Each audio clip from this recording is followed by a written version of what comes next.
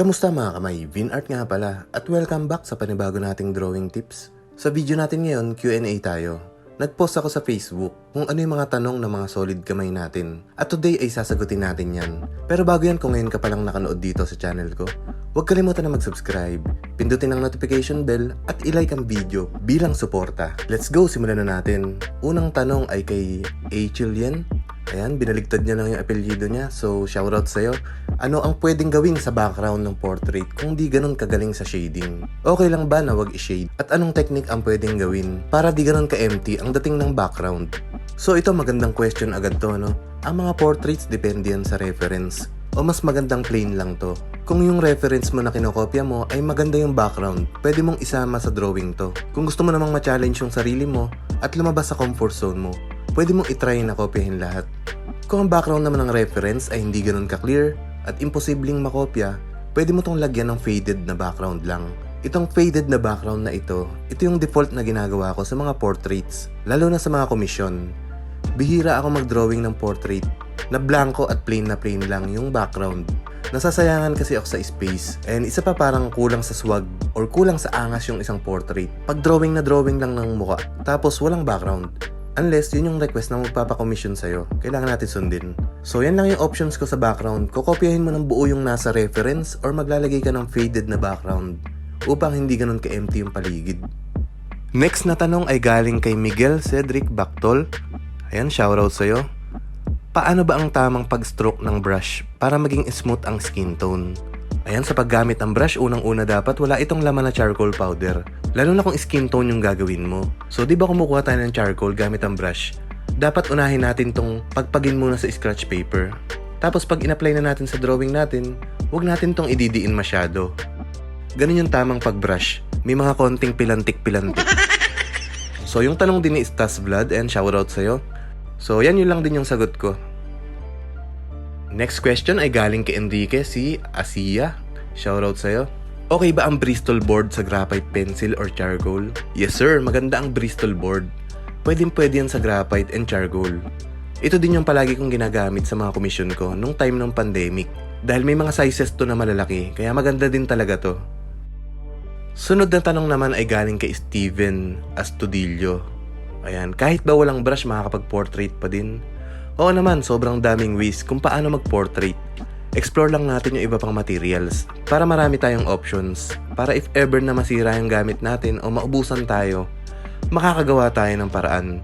Kung charcoal or graphite yung medium mo at wala kang brush, pwede kang gumamit ng blending stamp, cotton or tissue. Sunod na tanong ay galing kay JD Rivera, shoutout sa'yo. Tanong ko na rin po kung anong klaseng lapis gamit mo pag nagdo-drawing. Ayan, mga lapis kong ginagamit lagi ay Staedtler, Mars Lumograph. At ang lagi kong ginagamit na palaging nasa kamay ko ay yung 2B, 6B at 8B. Ito, tanong naman ni Henderson Muleta. Ayan, shoutout sa'yo. Kaya Bin, pwede po bang makagawa ng realistic gamit ang graphite pencil na walang ginagamit po na charcoal? Yes naman, napakaraming mamaw na artist na gumagawa ng realistic portraits or hyperrealism pa nga. Gamit lang ang pure graphite. Sobrang ganda ng quality ng mga drawing nila. Ayan, mas maigi rin na pag-aralan din natin to. Ayan, tanong naman ni Ralph Marvin Roll Bacolor. Sino po yung inspirasyon nyo? Ayan, syempre yung pamilya ko. Tanong din ni JM Nicor Art, paano po magkulay mismo sa image na yan, idol? Hindi masyadong malinaw yung tanong pero pwede ka mag-portrait ng colored gamit ang colored pencils at sa marami pang mediums. Meron dyan watercolor, pwedeng oil, pwedeng acrylic, pwede rin digital. Ito sabi ni Bing Bong Arts, idol, salamat sa YouTube mo, malaking naging improvement ko. Pwedeng makahingi ng konting putol na lapis.